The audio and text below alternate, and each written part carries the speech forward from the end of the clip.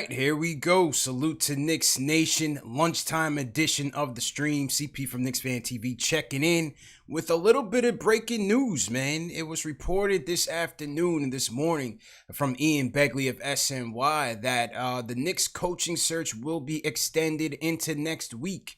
More candidates, there will be more conversations being held with the candidates, and that no negotiations, no contract negotiations have kicked off as yet. So what does that mean? You tell me. What does that mean in terms of Tom Thibodeau? Are the Knicks as locked in on Thibs as we had previously heard, or are they getting cold feet? What does that mean for the Knicks head coaching position? We did hear that Kenny Atkinson came in for his second interview on Monday. We heard from last week that Mike Woodson had his second interview as well. We'd also been hearing from the beat that one of the head coaching candidates would be hired as an assistant coach. So what does that mean for Tom Thibodeau? Salute to everybody in the chat. Hit that thumbs up button for you boys on the lunchtime edition. If you guys are at work, leave me a hashtag work. Hey, man, I think, I'll tell you guys one thing. I think they're not as sold on Thibs as we once thought. I think, as Leon Rose said, he's doing his homework. He's going to be thorough in his due diligence. And maybe it still will be Thibs. We don't know. Maybe next week it still will be Thibs as previous speculation. But clearly they're doing their homework and they want to make sure that they get this thing right.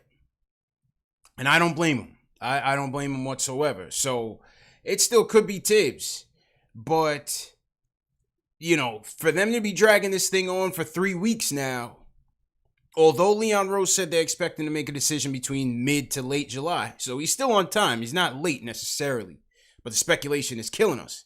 But I just think that if Thibs is the guy, they would have made that decision already. What do you guys think? You know, I think if Thibs was truly the guy, as was speculated even as soon as Leon Rose was hired, that was a speculation. I think they would have made that decision already.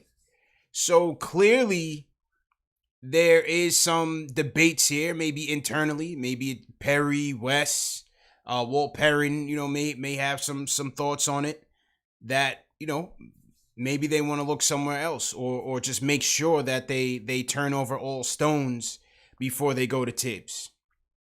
Or could it be a situation where there's a negotiation in terms of who comprises the staff? Right? Because like I said earlier, we're hearing from Ian Begley that one of the head coaching candidates will be brought on as an assistant coach. You have people out there that are saying it could be a Thibodeau, Woodson, Miller bench. Could Atkinson still be on top of that as the associate coach? That would be a high price bench right there, but could that still be possible? Now, Chris Eisman of North Jersey, I think he's NorthJersey.com, Chris Eisman.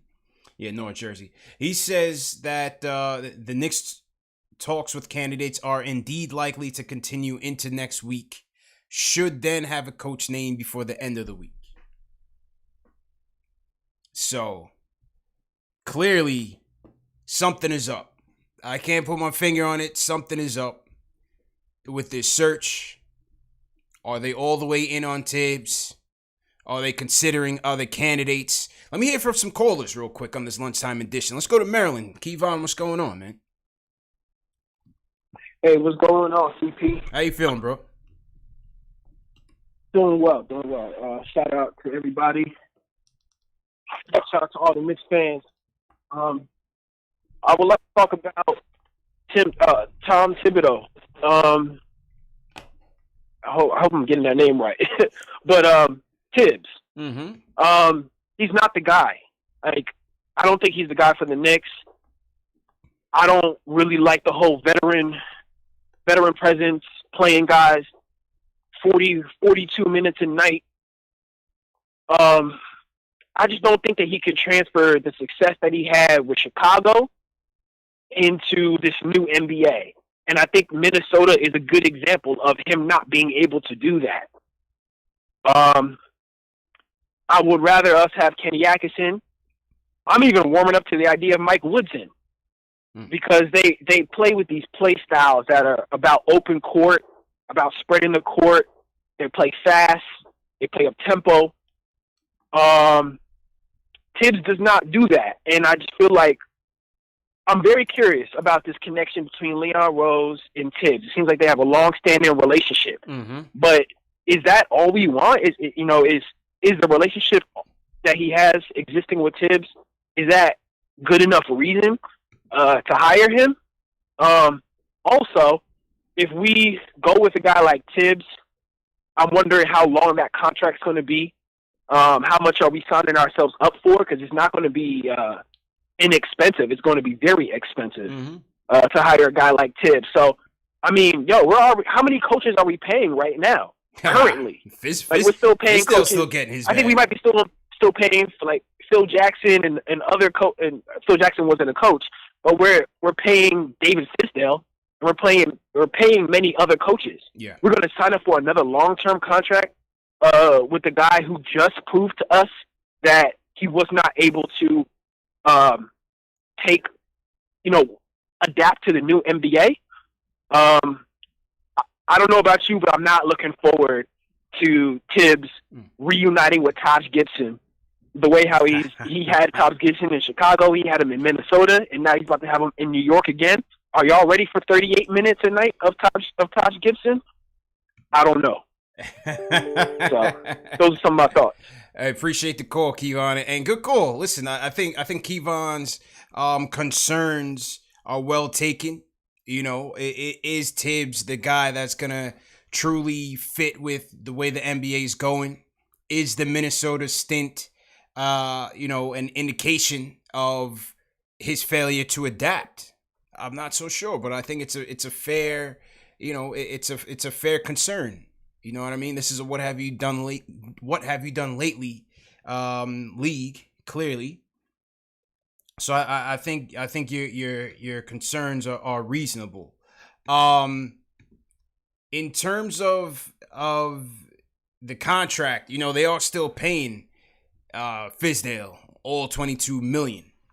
And that's something to consider. This was from Berman's article, Mark Berman of the New York Post. And his article touched on a topic that we talked about in the previous show, which was in terms of the Knicks front office selecting the assistant coach or the head coach selecting the assistant coach. Who's supposed to be building out that bench? Is it a collaborative effort? Is it the front office dictating who the lead candidate Thibs should be bringing in? Or is it the head coach who should be dictating the bench, who should be, composing his own bench? And Berman's article, according to an NBA source, says that it's still Thibs' job and that he trusts Leon in the front office to hire the assistant coach, whether that's Mike Miller, Atkinson, Mike Woodson. But the article also goes on to say, and this is from Berman, saying, keep in mind in terms of the salary that Knicks is still paying David Fisdale. All $22 million for a 1 1/4 season failure. Knicks is still paying David Fisdale. And from what I heard, once Mills and Perry came out with that press conference in November and essentially threw Fisdale on the bus, Fisdale pretty much packed it up and was just waiting to be fired so that he can collect on that money. He wasn't going to quit. He was going to wait to be fired. But he had essentially quit on the team by that point because he knew there was no way for him to win. He knew there was no way for him to win. So what Berman's basically saying is that, Dolan is going to take his time on this because you got to assume Thibodeau, whoever the coach is going to be, they're going to give him a 4-year deal. It's not going to be a short-term type of thing, especially when you may have other options out there with far more competitive teams ready to win now. So I would assume it's going to be a 4-year deal, and yeah, you're going to have to pay. On top of what you're paying Fisdale and his bench and his staff, who you cut, Caleb Canales and Keith Smart. Those guys, he's still paying those guys. So on top of the fact that you're looking at less revenue coming in for next season, you can't blame the owner for taking his time with this one and making sure that his new front office are getting all their ducks in a row in terms of getting his head coaching hire in. So, what do you guys think of Kevon's comments in terms of Thibs not being the guy? What do you guys think about that?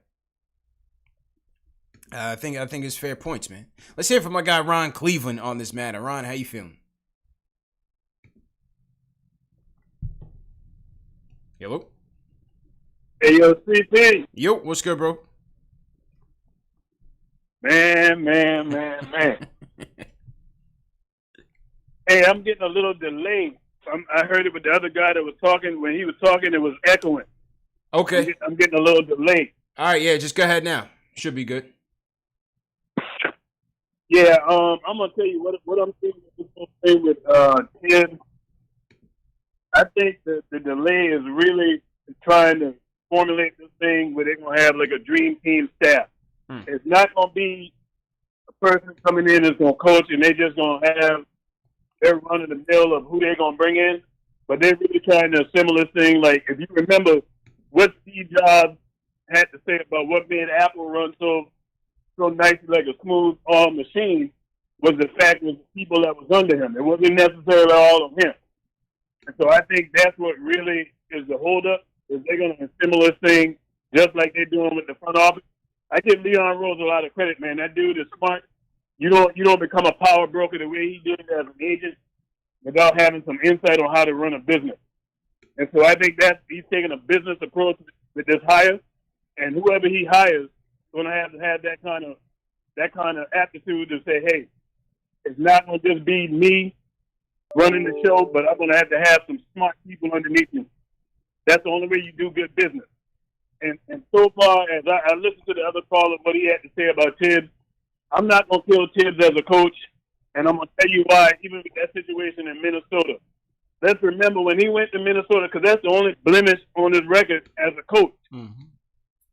But when he went to Minnesota, he didn't go there strictly as a coach. He was wearing two hats. And it's hard to be a GM and president and trying to be a coach. You can't do two things like that. Because on one end, you got to be a coach to play the players. Then you got to be evaluating these players that you possibly got to trade. That was too much. And if you look at the history of in all sports, with the exception of New England, normally when a coach has two hats like that, it normally turns out bad. So I'm not in no way worried about Thibs being the coach. And even Taj Gibson, let's just be real. That dude is not going to play no 38 minutes. That was an exaggeration by that last caller. Yeah. Dude is not playing 38 minutes.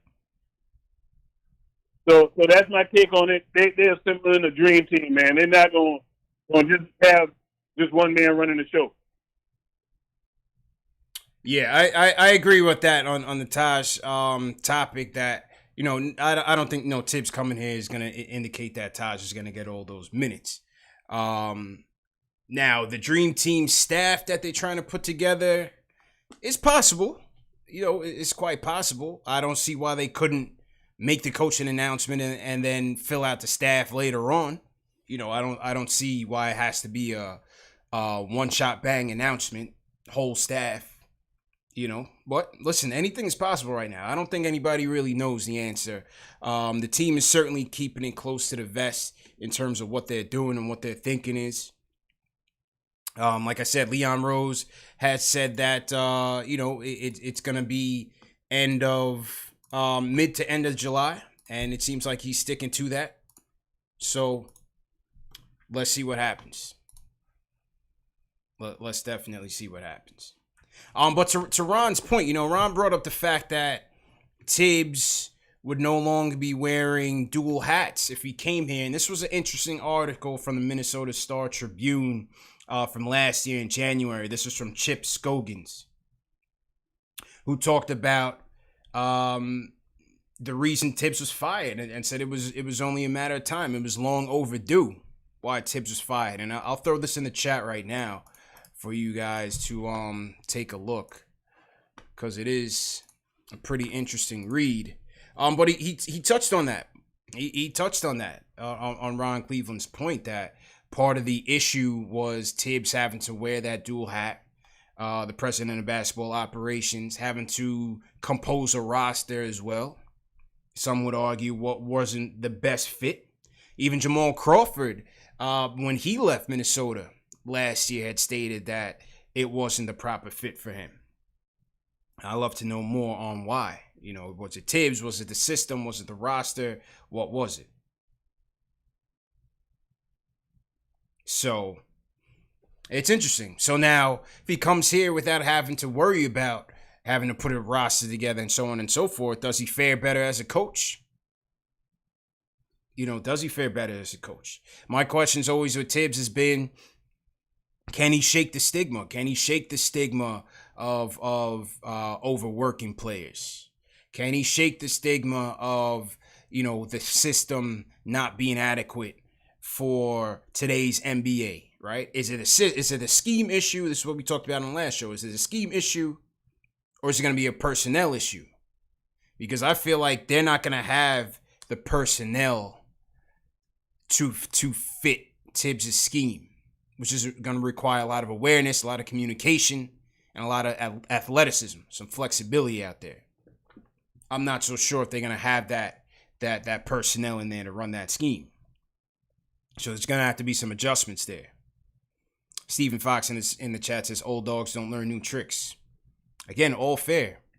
And I think this is why I lead more towards Atkinson. I feel like neither coach is the ideal coach to take the Knicks to a win now, right? We're still in development mode. We're in the rebuild mode. Right now, we need a coach that are going to make our players better, instill a culture, instill a foundation, and lay that foundation across like 4 years. We need that stability. Then at the end of that 4 years, hopefully you're taking steps incrementally. Then you reevaluate and say, okay, can this coach, in conjunction with the front office, are they going to help us get the right pieces in place and ultimately win some significant games, right? Talking playoffs and so on. So I think those are the questions, and that's why I kind of lead more towards Kenny from a play development standpoint. So, but back to Chip's article on Thibs, right? He says that Glenn Taylor, the then owner of the Timberwolves, likely could not have landed Thibodeau without granting him control of personnel. But the owner learned an expensive lesson. One person should not be entrusted with both of those jobs. It's an outdated model that poses too many challenges and competing interests. Ultimately, Thibodeau failed at both jobs, but he did more damage as personnel czar because roster construction is paramount. And the Wolves desperately needed a more detached approach from the whole Butler ordeal. And that was another thing they knocked Thibs on, was the whole Jimmy Butler meltdown in practice. You know, Thibs, obviously that being his guy, they didn't feel like Thibs handled it forcefully enough.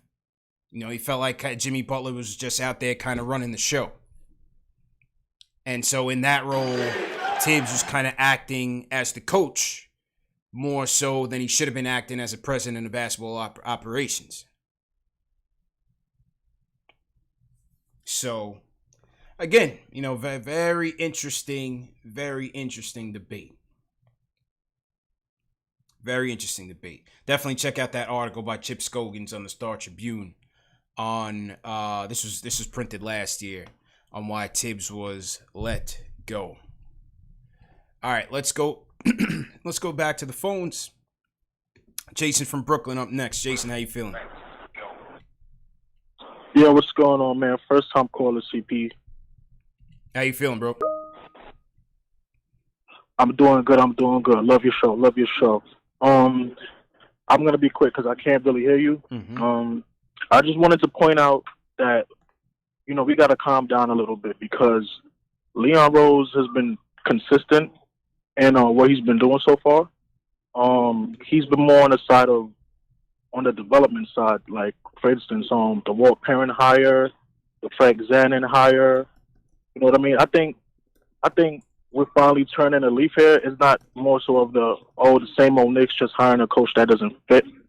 I believe we're actually going to hire a combination of two guys that would provide a modern offense as well as a coach that gets along with the youth.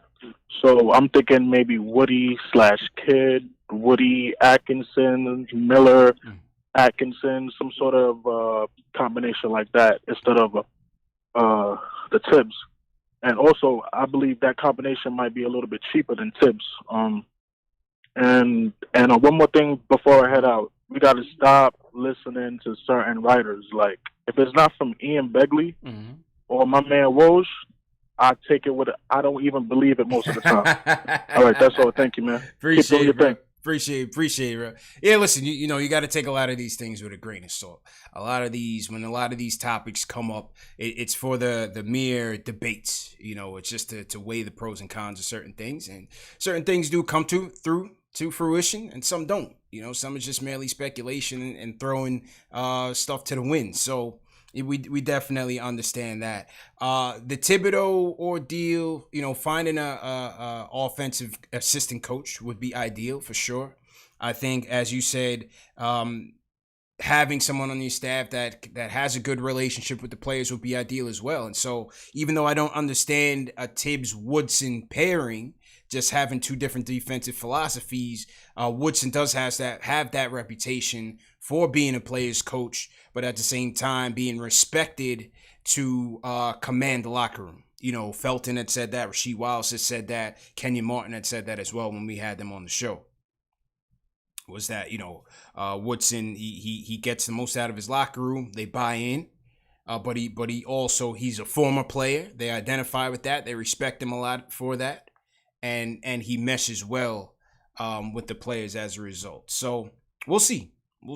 Kenny's reputation is he's a scruff guy. You know, he's a no-nonsense guy as well. Not sure how he got along with the Nets players. I didn't hear that much, you know, complaints. Again, what happened with KD and Kyrie, we don't know. But again, it's going to be very interesting to see what this combination of coaches are going to look like whenever it's announced. Whenever it is announced, man. So to everybody in the chat, hit that thumbs up button for you boys. 360 on the lunchtime check-in, man. If you guys are at work right now, if you guys are working, leave me a hashtag work. If you're new in the chat, leave a hashtag new and we'll shout you guys out. And yeah, man, good stuff. What'd you guys think about the restart last night? A couple scrimmage games going on. You had Nuggets and Wizards. You had Nets and Pelicans going on. Not too bad. Not too shabby. It's still a very weird dynamic without the crowd. Once the games get into it and you get to like the playoffs, you know, it's almost going to all have the same meaning, I guess, unless you get into some close games. So it's going to be very interesting to see how the players adjust. The bowl attention was just off the charts, man. I mean, it was good to see him out there just to see how he looked and see how he played. And he certainly had some highlights, but damn, I mean, the announcers were going crazy over him like he was the second coming. Like, come on. You know, he should definitely make that Nuggets team a lot more interesting. When you look at that Nuggets team and them having, you know, MPJ and a bowl just buying low, you know, those are some nice assets to have for your future. So we'll see. You had a lineup of Jokic out there at the 1. You had Bol at the 2. Paul Millsap, Jeremy Grant, and Plumlee. That was their starting lineup last night. So Kenny Scott says those Nuggets announcers were awful. Yeah, they were terrible, man. I couldn't listen to it. Made me want to turn off the game. I just kept looking at the game though. So Kyle says some guys looked out of shape. Yeah, you know. So the guys are just getting their legs under them. That's why it's crucial to get those scrimmages in. But it was just good to see. Victor Barahona in the chat. Victor, how you feeling? Good to see you in here. Let's shout out some of the hashtag news. Make sure you guys, the link for the mailing list is coming through. If you already signed up for the mailing list, don't worry about it. We have your email. But for those of you that are new, like 1975 Classic, welcome to the chat. Chase Coomer, Cameron Ballou. Make sure you guys fill out the link. The link should be going through in the chat for the mailing list. We're going to be starting a website. We want to make sure that we have everybody's contact captured. We want to own this platform and own this show on our own platform as well as YouTube. So we just want to make sure we keep in touch with everybody and let everybody know what's going on. News, events, giveaways, all that type of stuff. So make sure you sign up for the mailing list. We don't give your information away. We will never sell your information. This is strictly for the community and just making sure that we stay in touch with each other. All right. Okay, a couple more calls before we wrap up this lunchtime session. Salute to everybody in the chat once again. Let's go to Kentucky. Dr. Lynn in the building. Dr. Lynn, how you doing? Doing good. How you doing? I'm doing all right, man. What's your points today? Well, do you think Kevin Knox is ever going to really take it to the next level? Being from Kentucky, Kevin Knox was my guy, UK. I want him to succeed. I just don't know if really if he can get that going with the Knicks. Hey, listen, I think that's $1 million question, Lynn. That's $1 million question. I think year 3 for Kev is gonna be a telling year. What is he gonna be? He's very raw. He's very immature from a basketball standpoint.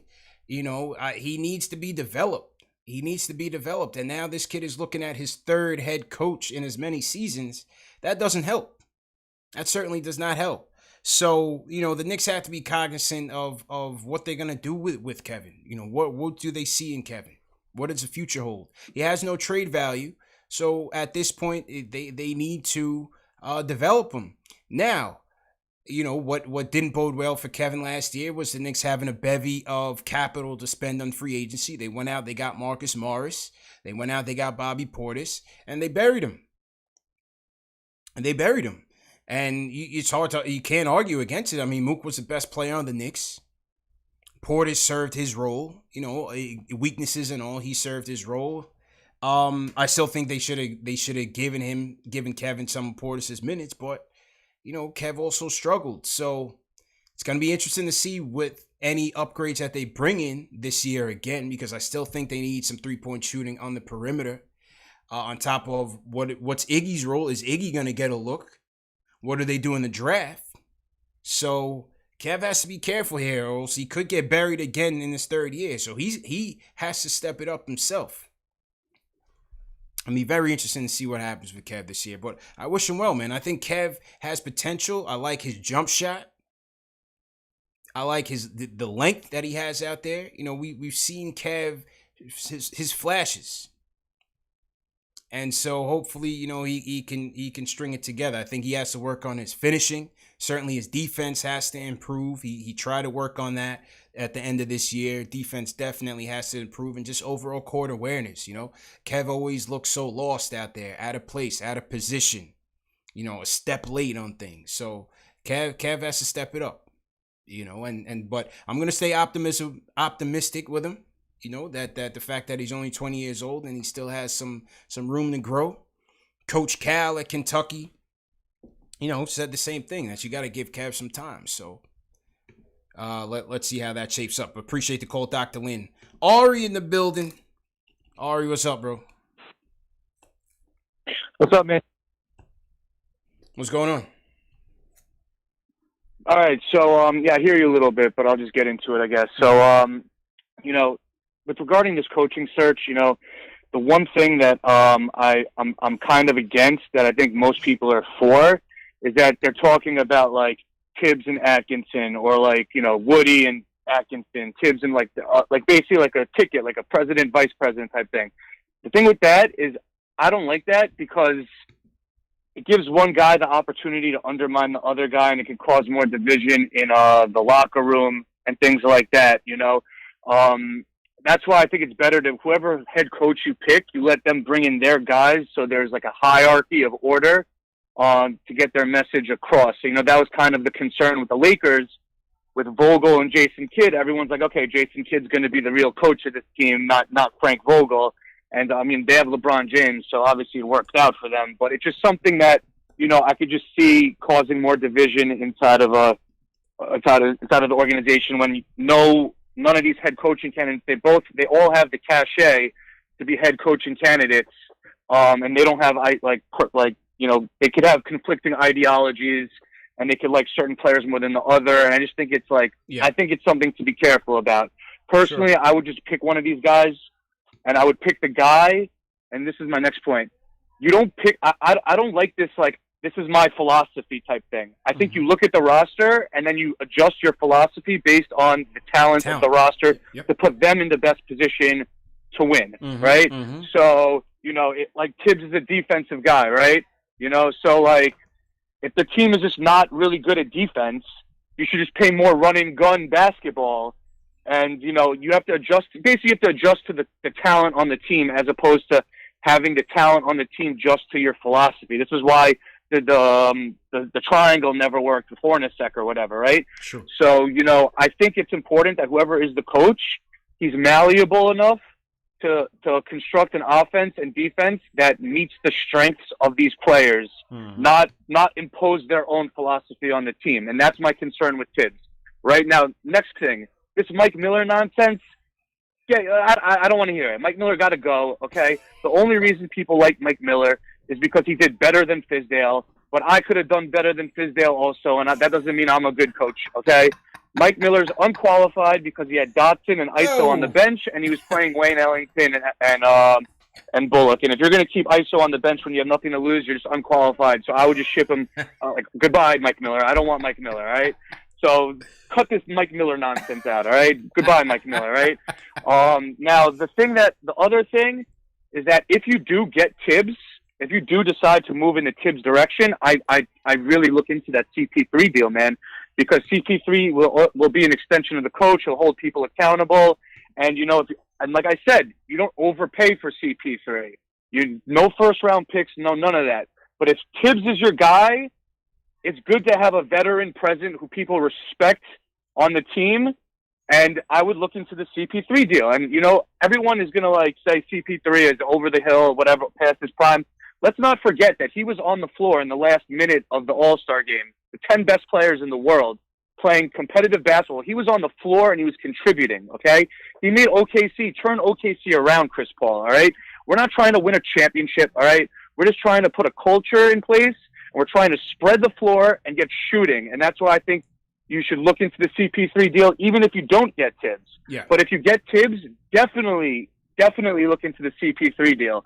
And, you know, I would draft LaMelo Ball regardless, but if you don't get LaMelo Ball, I would look into the CP3 deal more. So, you know, where I stand is that you pick a coach who's going to adjust to the roster, not impose his philosophy on a roster, make sure they're accountable. And at the end of the day, the Knicks aren't going to win anything anyway if Julius Randle is your best player on your team, right? So, you know, I think it's more important that Leon Rose brings in shooting, high basketball IQ guys, and, you know, and basically like a point guard, obviously. And, you know, I would just be careful of this ticket, this Thibs Woodson thing. I would just pick a guy, have him bring his guys in, hold everyone accountable, and if you get Thibs, make the CP3 deal and draft LaMelo Ball. That's where I'm at. And goodbye, Mike Miller. Goodbye. All right? Adios. That's where I'm at. Ari had some catching up to do, man. Ari missed a couple shows, man. It was his birthday a couple weeks ago. He's out getting after it in the city. You know, CP the artist was taking some shots at him. I think Ari still has some ammo in the tank for CP the artist, but Ari had to catch up, and he made some good points. Listen, I agree on the CP3 thing. I think if there's a reasonable deal to be had for CP3, I think that the positives outweigh the negatives, which would be the injury risk and the contract. I think we need a table setter. A young team alone is not going to get it done, in my opinion, unless you're just getting the next generational athlete, and doesn't look like that's coming in this draft. So I think a CP3 table setter would be great to allow these young guys to mature, if there's a reasonable deal to be had. On the coach-assistant coach dynamic, I mean, I would have to think that whether it's Thibs or whoever the head coach is going to be, there has to be a collaboration in terms of who the assistant coach is going to be. I mean, it's not a Vogel situation where he's looking to reclaim his reputation, and so he doesn't really have much options, right? I saw that in what Hornacek did when he came here, right? Like Hornacek, he had to take this job and had to take the triangle because he wasn't going to get an opportunity anywhere else. You know, so this was his way of trying to get back into the league. Now, obviously that failed after a failed stint with the Knicks, but with Thibodeau, I would have to think that if he's the guy, and he has a relationship with Leon Rose as they say he does, they have to give him some sort of say in terms of who's going to be on his bench. I mean, to me, not allowing him that leeway would be foolish, in my opinion, especially when Leon Rose is new on the job himself. You know what I mean? What do you guys think in the chat? I would have to think it's a collaborative effort. So when you think about, dueling philosophies and dueling egos, it's got to be somebody that Thibs or whoever the head coach is going to be has a good rapport with and is willing to work with, or else that would just be foolish. I don't think they would be operating so blindly where it's like, okay, here's Thibs and you have to hire Kenny Atkinson, or here's Mike Woodson as your associate coach. Hell or high water. I don't think they would go that route. Anything is possible, but I don't think they would go that route. And then Ari had to he had to throw Mike Miller under the bus. Come on, Ari, man. What did Mike Miller do to you, man? The ISO Zoe Dotson failures by Mike Miller put him in Ari's doghouse. Come on, Ari, man. Come on, Ari. Listen, I think Mike Miller, I've said some positive things about him. He's a basketball lifer. The team improved a little bit under his leadership immediately. That we cannot deny. And I think he deserves a position with this team, whether it's back in the G League or an assistant coach on the staff. I don't see why not. I think Mike Miller deserves that opportunity. Look what he had to deal with. The mess that is the New York Knicks. Give him a promotion. Give him the Herb Williams deal. Give him the Herb deal. Mike Miller deserves that. He might be the next Herb. to outlast multiple regimes and still have a seat on that bench. So, that's that. But we'll see what happens, man. We'll definitely see what happens. Salute to everybody in the chat once again. This was definitely a good session. Lunchtime session. Something to think about. What is going on with these Knicks? What we do know is that the conversation for head coach, the interviews are continuing into next week, with a lot of the guys on the beat speculating that a decision is going to be made at the end of next week. So what does that mean? Is Thibs still a lock? Are they going to go another way? Or are they just negotiating for the bench, filling out the bench to make a bang announcement? I have no idea, ladies and gentlemen. I have no clue. But that's what the show's all about. It's about the discussions. Appreciate everybody for tuning in. All the mods. Alex Trataros, appreciate it. TM, appreciate it. Dave, appreciate it. Everybody, wherever you are, checking in around the world. Be safe out there. Have a great day. Hit that notification bell, man. Working on something. I don't want to say anything right now. Like I said, we always working. So just be ready. Just like we have 400 people in the chat right now. Be ready for the next show.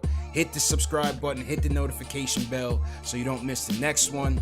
Also, get your merch right below this video. Please support us.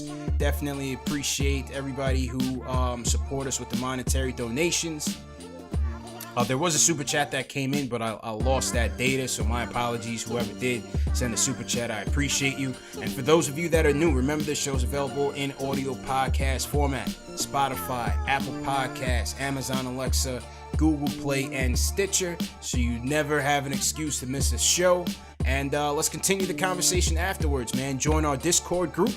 We'll throw a link in the chat for our Discord group. We also have a private Twitter DM group as well. So the conversation is always going. There's a lot of people in both of these groups, whatever your platform of preference is. And yeah, man, tune in. We'll see you guys next time.